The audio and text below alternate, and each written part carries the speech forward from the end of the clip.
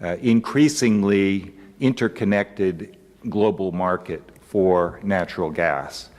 And that's basically the work that I do, and the work that my company does, is essentially building the tools that enable analysts at companies, governments, research organizations, and so forth to use to test out these various ideas about how the future could evolve, and to see how the interconnections between the various parts of the globe on the supply side, the demand side, the transportation side, and so forth, to come up with a coherent view of how this system will evolve over time. So I'm going to talk a little bit of methodology and then application. I'm going to also try to see if this works.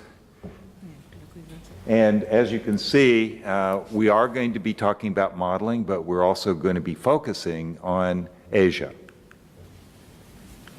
So that didn't work. Let's try the next thing. There we go. So let's just look at the purpose of the study that we have done using this methodology. And of course, this is pretty common knowledge. I'm sure that most of you know these things, but I'll just summarize them. We have, of course, the shale gas and tight oil developments in North America, and they've combined with other factors such as the emergence of additional Australian LNG and others to drastically lower the price of LNG in Asia. Some of it directly by availability of LNG, some of it indirectly by that availability of tight oil, which reduced world oil prices, and therefore all of the LNG or the oil-linked LNG contracts as well. We also have the fact that Asia is growing, and throughout the world, I would say that this is not just demand for energy, but especially for electricity, and I think that is really vital. And what Anne-Sophie said about LNG to power, I think, is very, very important for the future, not just in Asia, but in other places as well. So we have this situation. So how will it play out? How will this dynamic of these changing supply areas and increasing demands in various areas and so forth, how will this play out? Of course, there are other factors that I'm not mentioning here, but which are vital in all of this, such as the efforts globally to combat the potential climate change caused by carbon dioxide and other emissions from fossil fuels. Obviously, that's a very important factor as well. So, but focusing more on the natural gas and looking at natural gas and LNG as a possible contributor to the solution of those climate-related problems, particularly in its competition with coal, where will the gas growth in gas be the greatest, and where will it be coming from? And then finally, of course, what the industry wants to know is what needs to be built to meet those demands.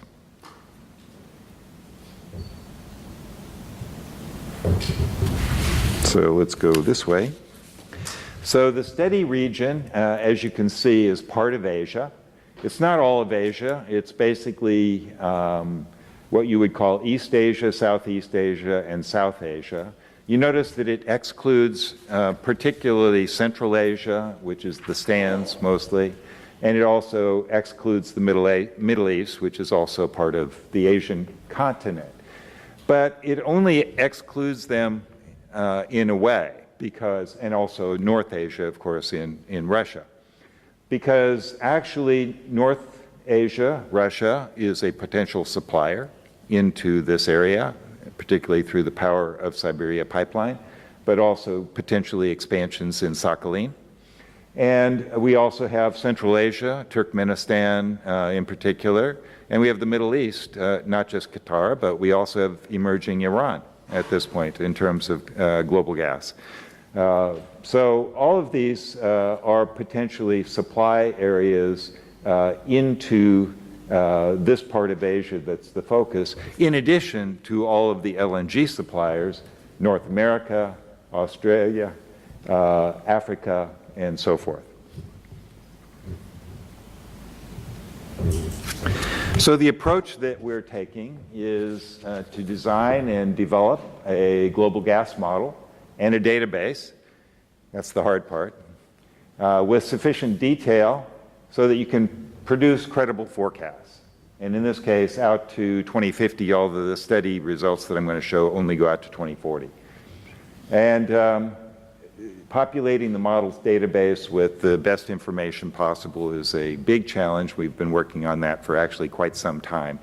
And the data is getting better and better. This is one of the good news stories. I've been involved in studying gas now for over 45 years, from the time I was a graduate student in the 1970s.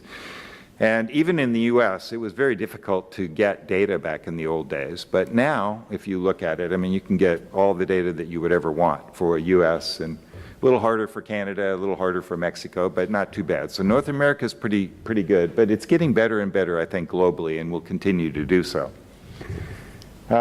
So the next thing is, basically we're looking at country-level modeling here, but there are some places where you just can't model at the country level.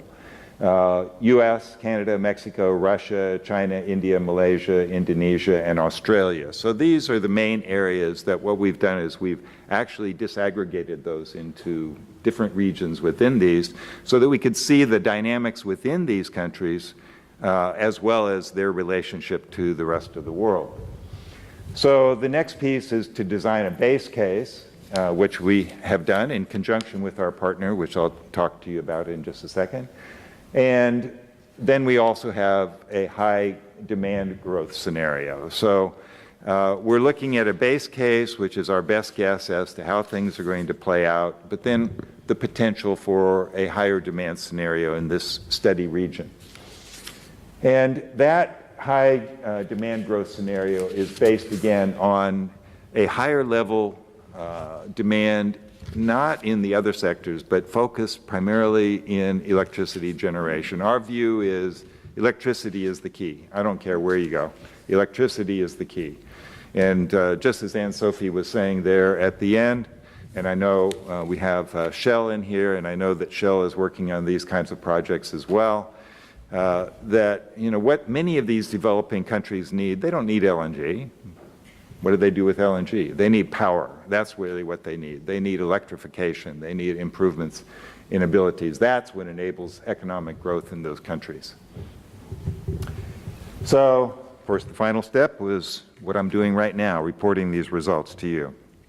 So the study team includes my company, RBAC, which has been involved now for about 20 years in developing energy market modeling systems for, again, organizations around the world to use. And starting in North America with what's called GPCM. Many of those of you who work in North America will be familiar with that. It's really the standard tool for North American scenarios in natural gas. We also have a natural gas liquids market forecasting system, which is a completely separate and very interesting market if you've ever studied natural gas liquids.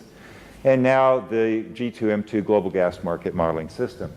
The primary developer of the scenario and the data and the expertise and the intelligence and so forth is a partner that we've been working with for years, Navigant Consulting. Many of you know about Navigant. They are a global consulting company with lots of different areas that they work, but energy is a strong focus area for that company.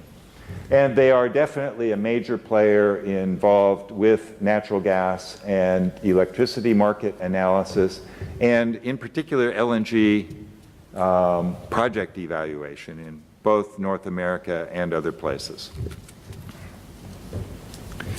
So we've been working together with them since 2008. This slide just tells a little bit about that story. I'm not going to spend too much time on it. It just basically shows the relationship that we've had with them. This is not an exclusive relationship. We have actually at least a dozen consulting companies that use our tools, and we try to keep a nice even keel, but we have developed a strong relationship with them in terms of development of these global tools. And again, what are our responsibilities? Our responsibility has been primarily the development of models that make sense, that produce credible results, that have the structural dynamics and the economics built in correctly. And Navigance is to use those models to develop the data, to develop the scenarios, and to evaluate the results to make sure that they make sense. Lots of different sources, of course, throughout the world for data. We could get into the details of that. But now I'm going to get into a little bit more specific of the methodology used for this particular study. So, one of the issues that you want to do is, well, we have all of these different potential supply scenarios. We've got demand outlooks from various sources. How do we combine these using this model? So when we talk on a global basis, there are lots of organizations who do forecasting of supply and demand. So most of these have done, of course, for the larger countries. And so the method one here on developing these supply and demand outlooks is for the larger countries to use sources and to evaluate the various scenarios that they have developed for outlooks, and then to decide which of those that, based on the expertise within the company, are the most likely. So you can see the various sources of demand that we have on the demand outlooks and the various sources that we have on supply outlooks. So it doesn't really, it tells you what those sources are and what countries that those sources are used for, the number. So for all the other countries, I mean, this is about half the countries in the world, but there's lots of countries that, of course, are smaller, and we have to figure out, okay, well, what is likely to happen there? And it's very important if you think about countries like Africa, or continents like Africa, for example. It's sort of just getting going, especially sub-Sahara Africa, in terms of demand and development and so forth. It's moving rapidly, but at a very slow base. But when you look forward, population growth estimates, Africa is amazing in terms of what's going to be happening to its population over the next 25, 30 years. I mean, we're talking about doubling or more of the population, much faster than Asia or any other place. Of course, Europe and North America much more stable. But this means more people are going to be needing more electricity, and that has to be generated, and therefore potential markets for LNG and natural gas. So for those countries, we use population forecasts such as World Bank and so forth to assist us in determining what is the likely outcome in terms of demand for electricity and therefore for many things, but including natural gas. So it's actually a combination of those two methodologies, and you can see kind of a summary of the sources of those supply and demand forecasts. So if we look at Asia, this is, Navigant developed this global reference case, again using relatively conservative supply and demand and infrastructure outlooks. But focusing on Asia, more detail was made, and as I said, breaking down these countries, the large countries such as China, India, but also Indonesia, and a very large country, and with very dispersed, because it's an island nation, of course, and in particular with LNG, it's very interesting because, of course, they both produce LNG and export it, and they have to import it in various other areas and other islands. So it's very interesting as well. And of course, Australia is another story that's quite interesting on the supply side. So this is a little bit more detail in terms of how this scenario was developed on the demand side. And then, again, some additional methodology on this more higher level demand scenario based on higher electricity, gas penetration into the electricity growth market.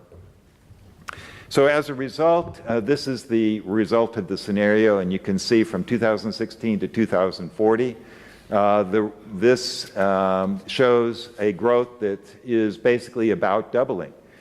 So you have about double the demand in the study region, which goes from, again, China basically all the way to India and Pakistan in that area, including Southeast Asia.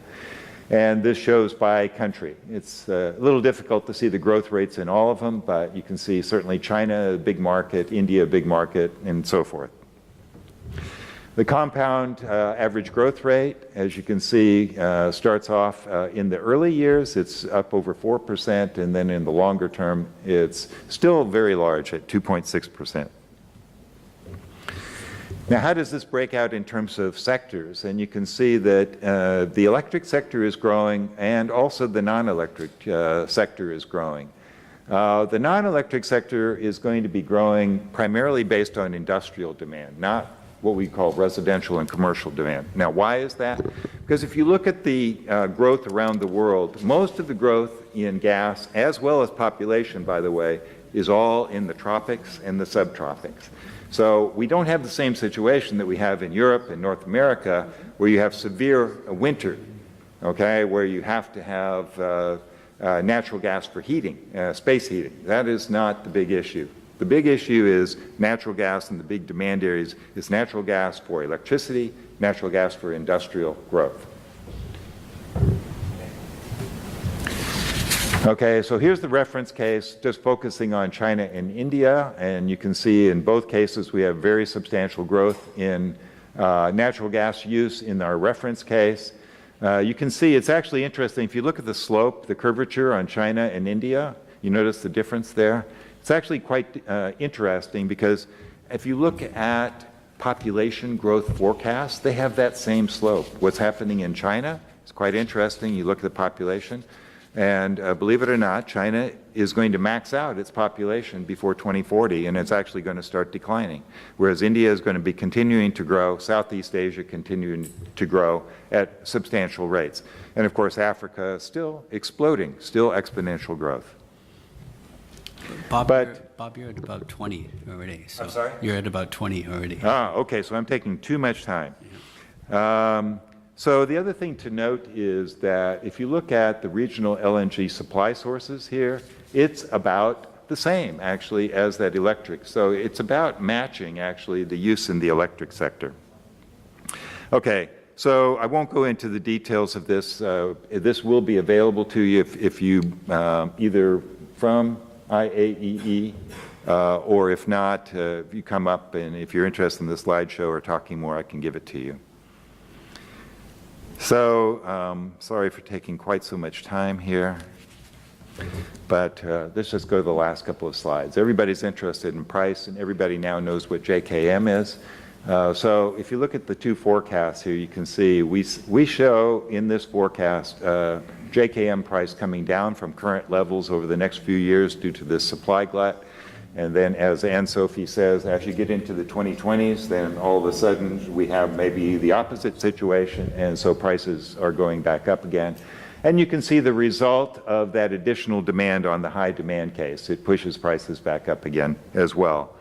The other thing to note, I think, here is that price expectations have changed enormously. I mean, this level of price a few years ago, people in Japan and China would be jumping up and down for joy to have this kind of level of price. But now, in India, they're complaining if the price goes higher than $5. So there's a lot of different expectations than there was in the past. So quickly, let's just go over the conclusions, okay? So natural gas production growth locally will be insufficient to meet expected demand. This is local production growth in Asia. And the demand will nearly double. So the other thing that's important, especially for this region right here, is this, and that is East Asia and the Southern Asia have alternative sources through pipeline gas from Russia, Turkmenistan, Iran, and so forth that Southeast Asia doesn't have. So there is some competition between LNG and the pipeline gas that could be coming in outside of these areas.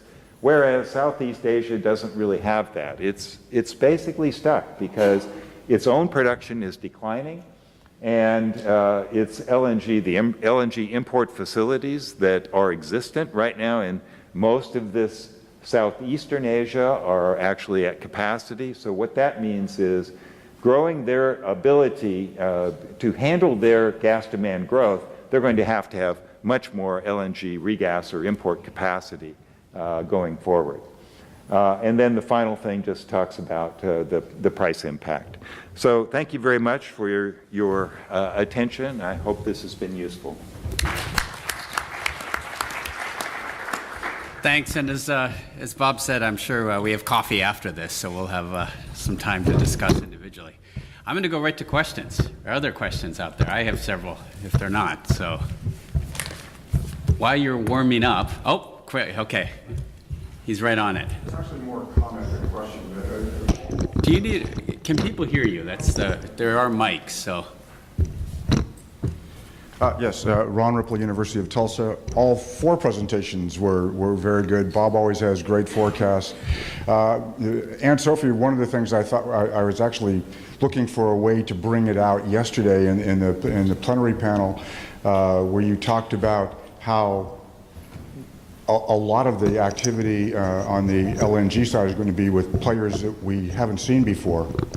In the latest BP data, if you take a look at it, the growth between 15 and 16, the growth for natural gas consumption was 1.5%. Trade by pipeline was 4% growth, and trade for LNG was 6.5%.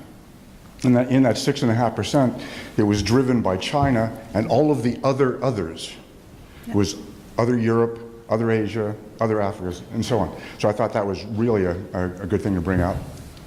And Jonathan, great presentation.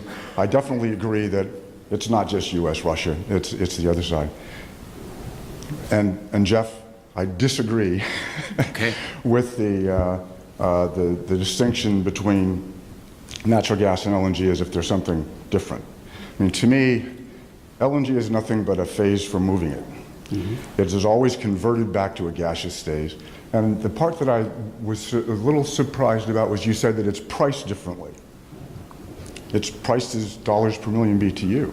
No, I meant in the receiving country, oftentimes they'll treat it separately in terms of the pricing. For example, when I was, in terms of India, how they'll tax it, how they'll... At the burner tip, it's competing as natural gas. Oh yeah, no, it's a very important distinction.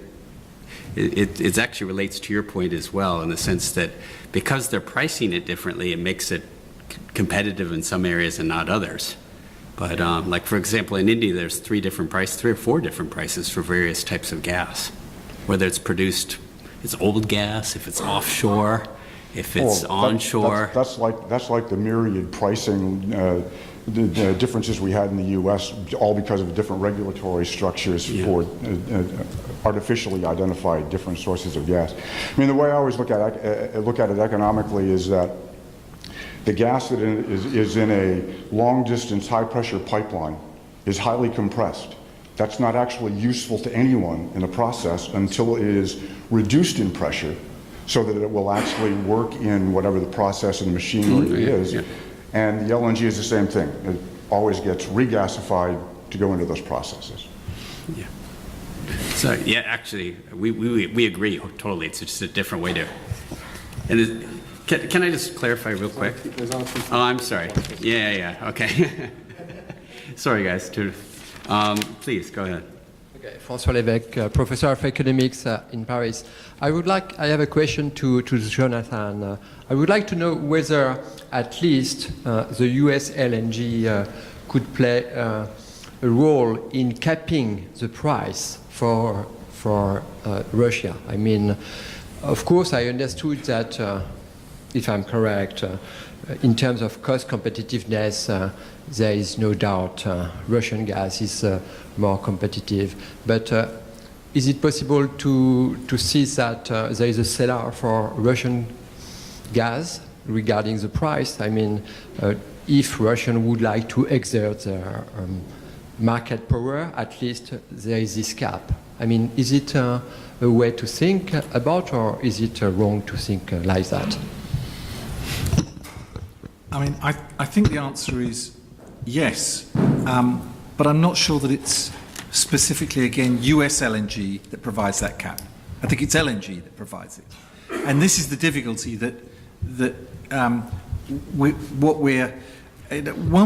one way you could try to think about it is to say, well, if the Russians, for some reason, try to hold back their gas to force the European price up, which they did try to do very, very briefly in 2014, and it was a failure. But if they do that, then they encourage new US LNG FIDs. And if that's to happen, then you have a situation where you have a lot more US LNG on the water somewhere, which then provides some kind of price competition. It's just the difficulty that, you know, how I like to see this is, for me, the biggest thing that's happened this year is the announcement by the Qataris that they're going to increase, that they're going to actually have new FIDs for another 2 billion cubic feet a day, because nobody can compete with the Qataris. I mean, it's just, you know, their cost is so low, it's just crazy. So, you know, it's very difficult to try and point to a particular source and say, that's the source that provides something. You know, the cap, the competition, whatever. There was one. I think, I'd like to just comment a little bit further on that. I think, you know, basically you're totally right. But it's what it is it's an indication that Russia is being pulled, perhaps kicking and screaming, into the global market. And they're having to adjust to all of these other factors and supply, you know, the competitors. So what's happening is that the excess rents or monopoly profits that they've been able to extract from Europe over the years, they're just not going to be able to extract those anymore. But their cost of production is, again, so low that they are still able to compete, and they could, depending on what they intend to offer gas at a price that would be acceptable. The other question, though, is, does Europe want that? Do they want that extra gas from Europe? And so this is why you see all of this anti-Nord Stream 2. And I might mention also, you mentioned Turk Stream, but the fact is that all of that gas in Turk Stream is going to Turkey. So if you're talking about Turkey as part of Europe, that's true.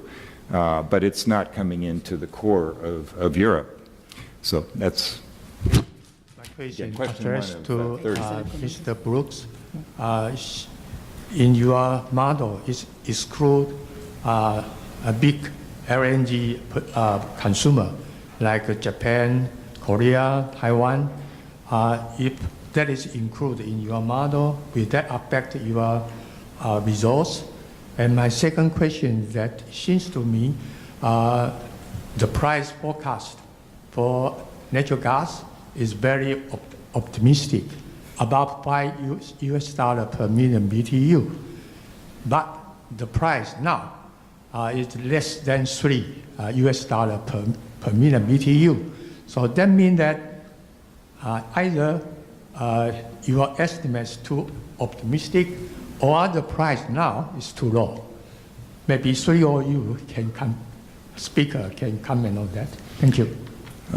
Thank you. So your first question, was that talking about coal and the competition with coal, or did you say, were you looking at Korea and demand in Korea?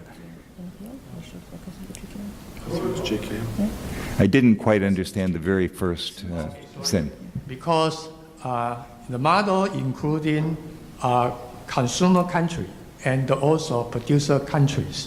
But Yes. consumer country, you exclude Japan, Korea, and Taiwan. Oh, yes, absolutely. Yeah, Of course. Why you are doing that? So the result will be changed if you include those countries. Oh, they are included. Already include? Yes, that's in the demand area, the study area. It certainly includes all of these countries. Okay, because I saw. Yeah, I mean, the focus was a little bit more on Southeast Asia because that's where we are right now, just to try to focus that. But China, Taiwan, Japan, Korea, definitely, I mean, this is the Eastern Asia that I was talking about. Okay. So continued growth in those areas as well, but there is no doubt competition from coal as well in Korea and in China, of course, and Japan, even Japan building some coal plants. Okay. So how about the price forecast? Well, again, the prices are being driven down by the market over the next few years. But over the next few years, you have new LNG coming from North America, from US, but you also have more LNG coming in from Australia as well. And so it's basically over the next few years, it's flooding the market compared to the demand. Then again, after 2020, then you're starting to see a more balanced market, and in the long run, it's not growing as fast as demand in our model. That's why you see the price coming down at first and then going back up again. Okay, thank you. It is time for some coffee. Okay? Thanks everyone. Can everyone join me in thanking our excellent panel today?